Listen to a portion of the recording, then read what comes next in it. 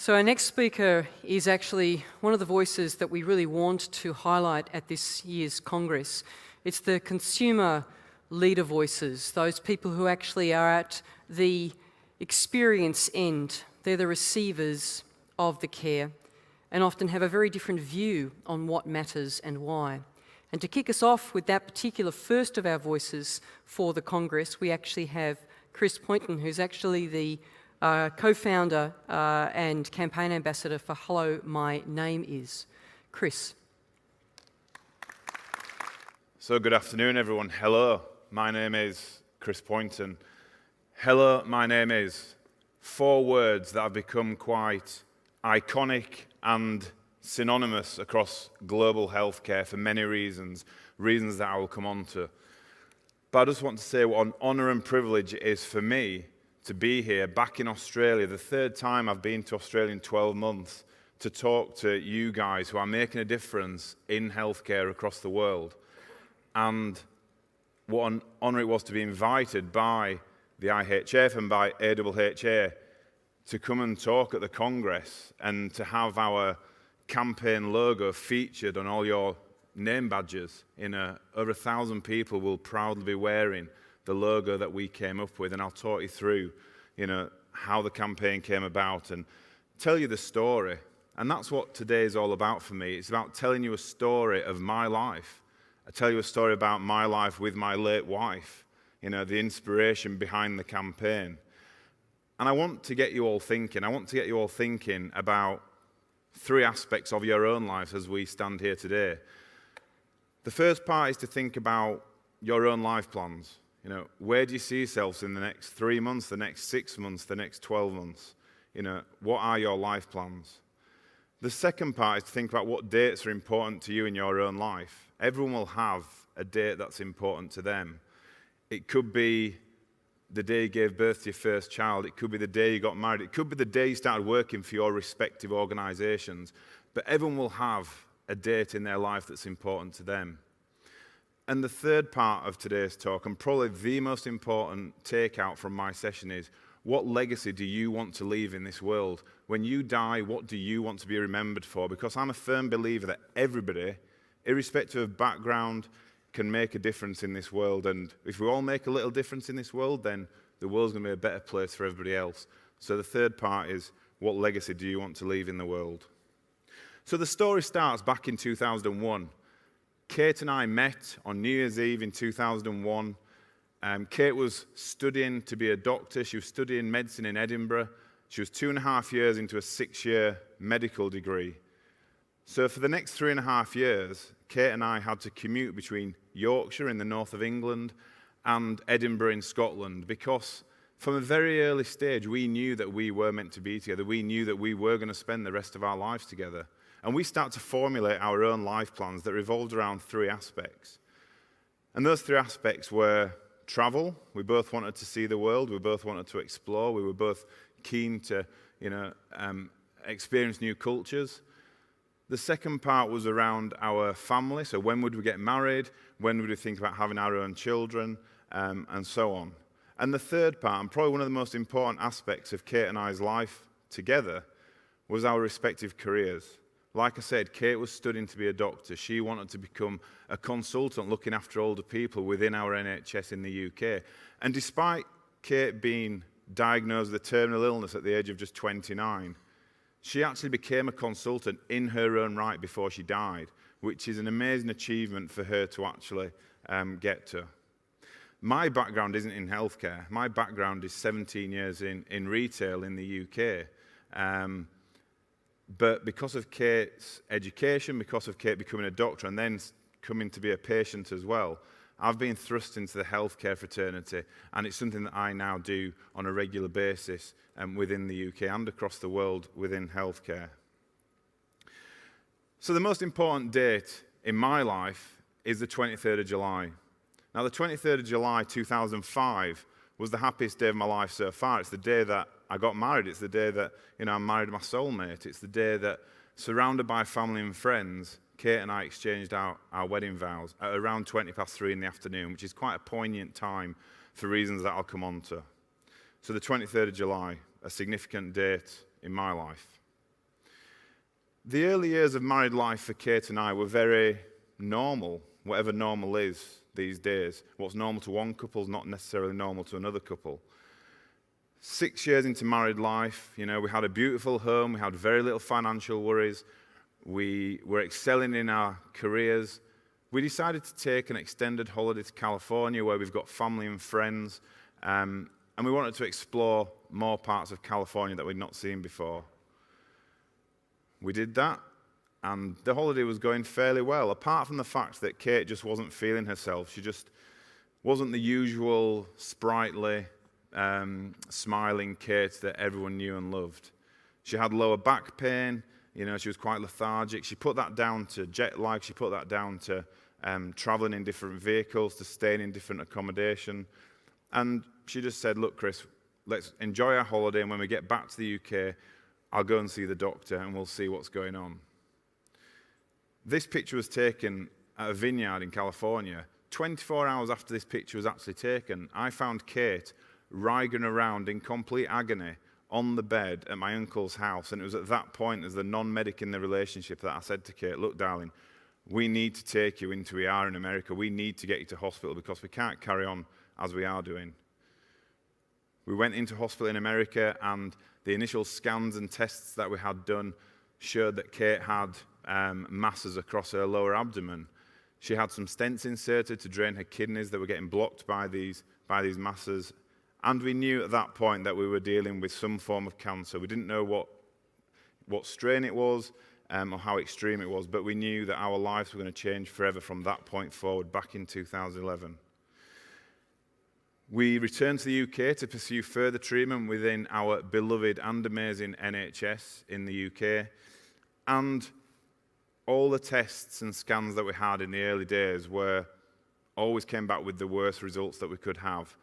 Kate's diagnosis was a desmoplastic small round cell tumour, which is a very rare and aggressive form of sarcoma that normally impacts adolescent boys. So why it picked on a 29-year-old female, we'll never know. But Kate and I's mantra in life was always one of, you play the cards in life you've been dealt. These were the cards that Kate and I have been dealt in life, and we had to play them as best we could. There was no point in moping around at home and wondering why this happened to us, because it's happened. We can't change it. We have to get on with it. Her prognosis was 6 to 12 months to live. She was 29 years old. I was in my early 30s, several years into married life, and we were told Kate was going to die within 12 months. The next 4.5 months out of the next 6-month period, Kate was in hospital in the UK, either having chemotherapy or having drugs for the infections that she got on the back of chemotherapy to try and control the tumours and try and control the cancer to an extent. Throughout that time, she wrote 2 books. Those books are still available to buy to raise money for local charities, to talk about her experiences as a doctor, seeing it through the eyes of a patient. And the first book was actually called The Other Side, so seeing that other side of the equation. She also set targets around fundraising, and she had a conversation at one point with a consultant who'd said to her, look, Kate, I don't think the cancer's going to let you work again. I don't think you're going to be well enough to be back on the wards doing the job that you love to do, looking after older people. We then turned to New Year's Eve at the end of 2011, and Kate and I were in a hospital side room in Leeds, in Yorkshire, and we made a decision at that point that the quality of life that Kate had versus the quantity of life that we expected Kate to have left were just outbalancing each other. So we decided to stop chemotherapy at that point so that we could enjoy our life as much as we could and for as long as we could. Now, 3 weeks after making that decision, Kate was back on the wards doing the job that she loved to do, looking after older people. And like I said, the conversation that she'd had with her consultant to say she wouldn't be able to work again, truly showed that her determination meant that she could work again 3 weeks after making that decision.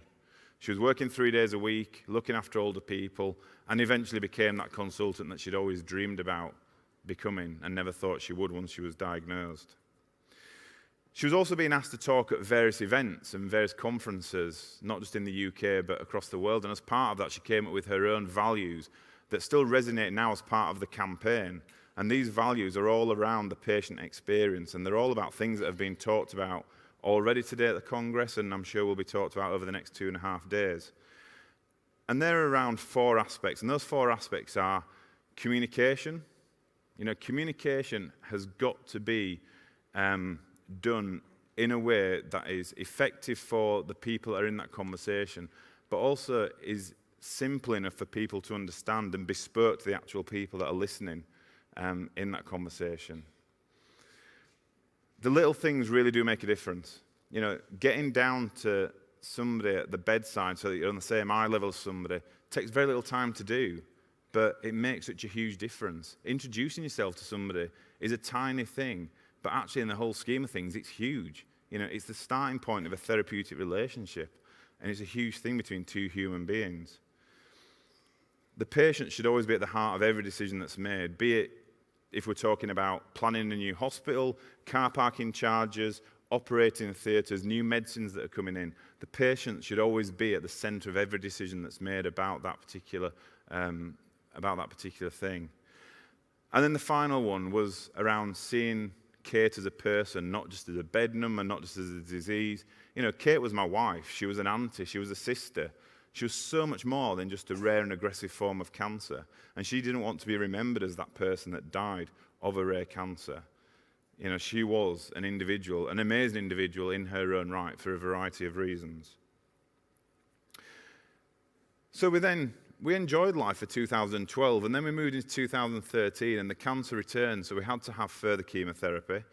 And it was on the back of one of those hospital admissions where the hellomynameis campaign starts. It was the 30th of August 2013. Kate was in hospital being seen by a variety of healthcare workers, and there was a very distinct lack of introductions. Now, there's a lot of people out in the world who like to moan about things that are going on either in their own life or in the world in general, but aren't happy to go away and do something about it. And to those people, I just say to them, look, you need to stop moaning about this or go away and make a difference, because there's too many people in this world who are happy to moan but aren't happy to go away and do something. Why can't they be the person to make that change? That evening, Kate and I were talking about the lack of introductions, and Kate was starting to moan a bit about the lack of introductions. And I said to her, look, darling, you need to stop whinging about this, or we need to do something about it, because you can't carry on moaning if you're not prepared to make a difference. At that point, Kate had around 25,000 followers on social media, on Twitter, so we said, why don't we use your already big social media presence to start a campaign called something like, I don't know, hellomynameis. And it was born. It was born on the 30th of August 2013 between a terminally ill lady and a non-medic husband. It was born.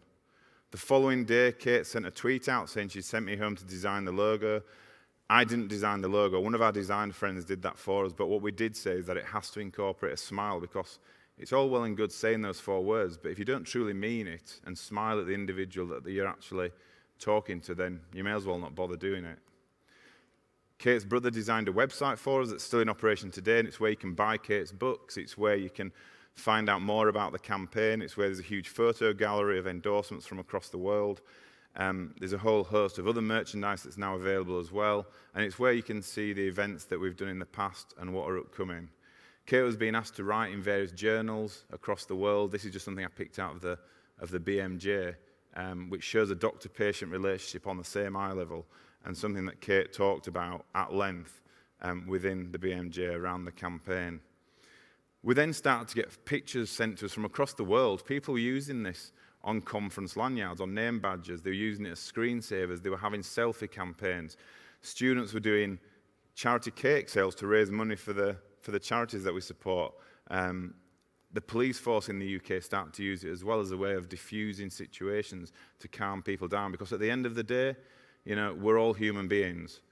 If you're, you know, it doesn't matter if you're a chief exec of an organization, if you're a nurse, if you're an analyst, we're all human beings. We're all going to get sick potentially at some point in our lives. And this is a simple human interaction. What we're not saying with the campaign is, though, that people never introduce themselves before the campaign started, because I know from talking to people across the world that within healthcare, a lot of people will have always introduced themselves. So what we don't want to do is we don't want to patronize those people that have always done this. But the uptake we were getting from the campaign across social media meant that it was needed at the time, And this is, like I say, 5 years ago now, and it's still needed today.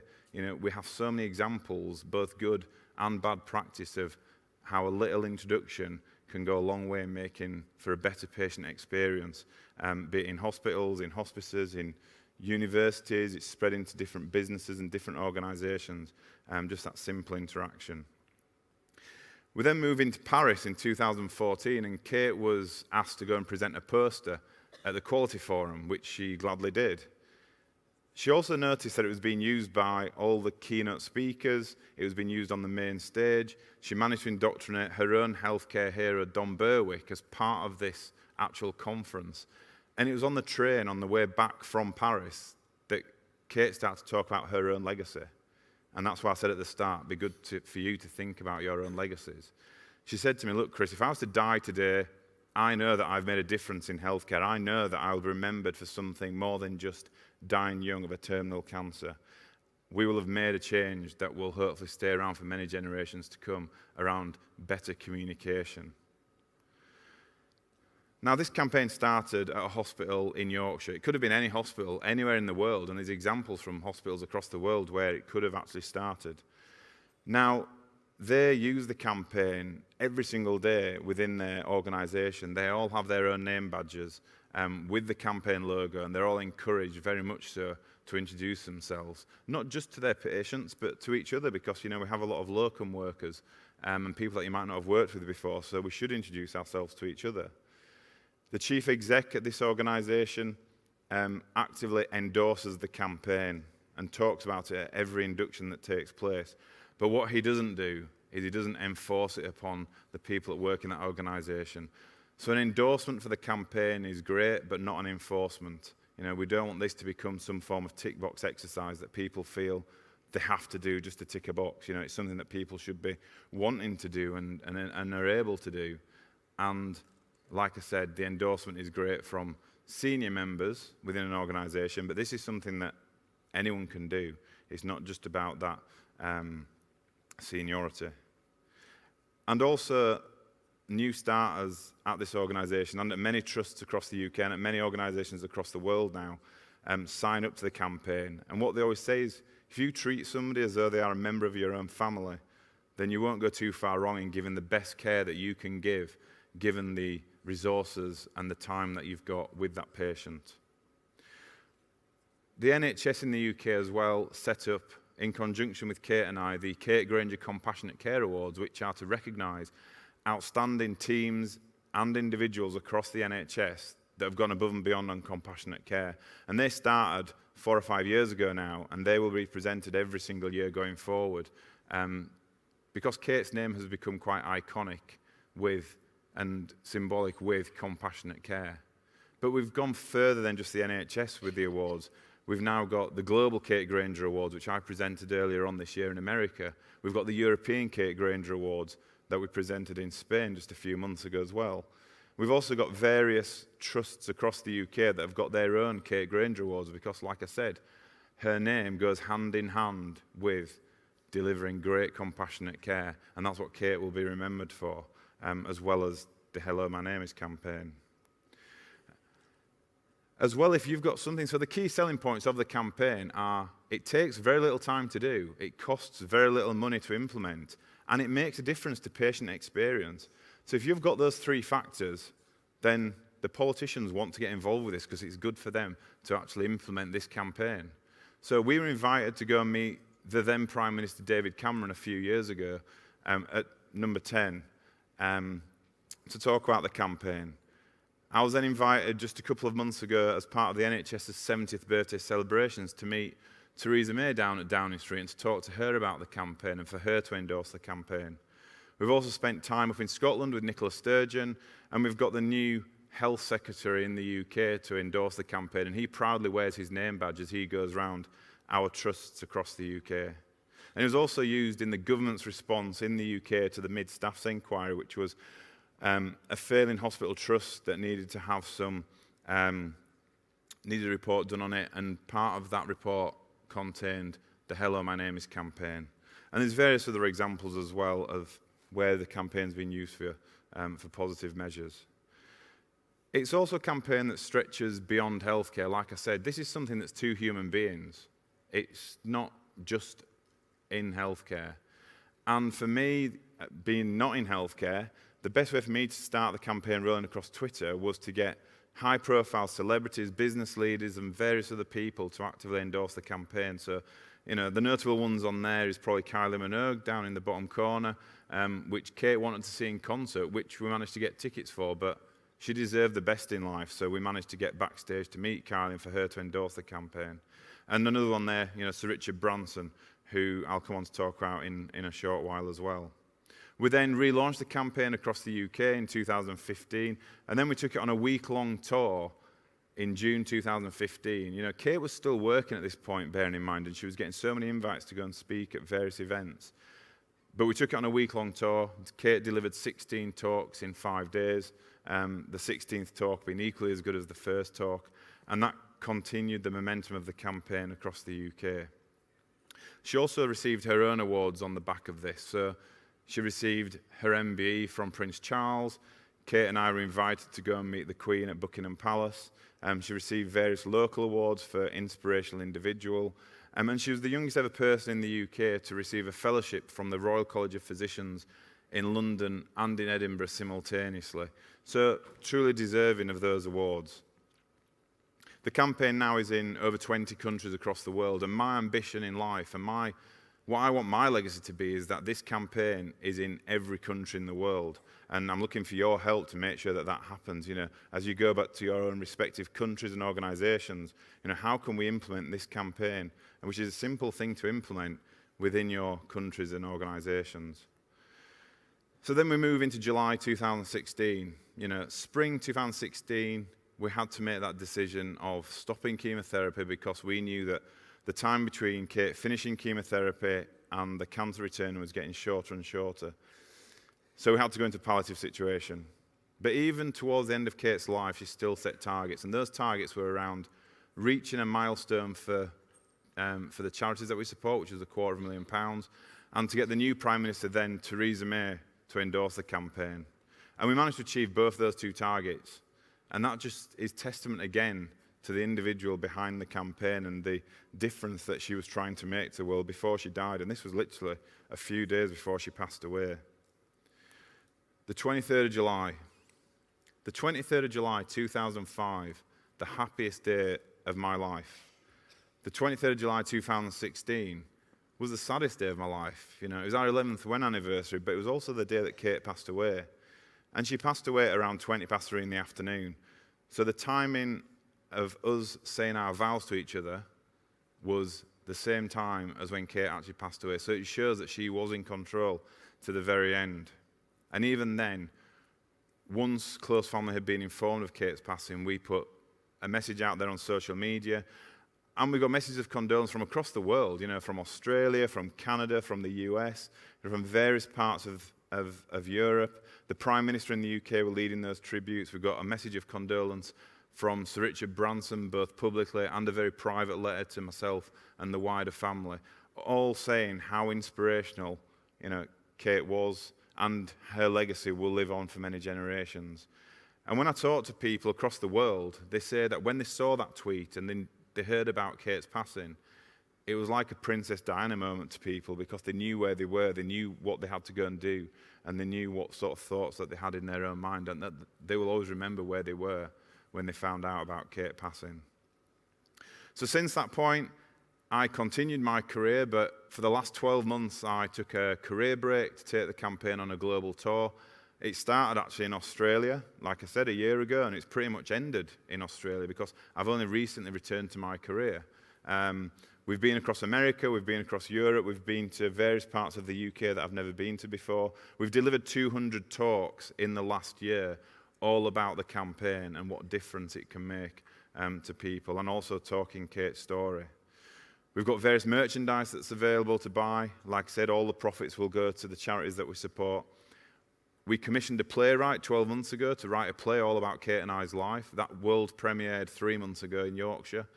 And that's continuing to travel across the UK, telling the story in a different format with, like I said, making money for the charities. I'm in the middle of writing a book. to help other people going through something similar to what I've been through. And we also had a song release that went to number 7 in the download charts on its first week of release. This is just a few pictures from the last 12 months. There's quite a few on there from Australia and from New Zealand. And then one of the proudest pictures for me that's on there is the picture in the middle at the bottom with my parents. I'm quite fortunate that my parents are still with us, and they come to some of the events that I attend. And they're the people that keep me going, especially in the last 2 years since Kate died. So it's had, over 2 billion Twitter impressions. It is the start of that relationship. But if this campaign makes a difference to one person, to one interaction, anywhere in the world, then it's all been worth it. And then the 23rd of July, every year going forward, will be the International hellomynameis Day for us to make sure that this continues and we spread to every country in the world. So just to finish off, the important date in my life is the 23rd of July. My life plans have evolved over the last 2 years since Kate's passing and will continue to evolve. And I'm sure that you guys are all thinking about your own life plans now. And I've told you what my legacy is going to be. And I'm just going to let Kate finish off with 30 seconds of her talking about her own legacy. I'd like my main legacy to be a better NHS that considers patients as people, not just diseases or conditions. And I hope I've managed to achieve that a little bit by making people stop and think about how they communicate with people.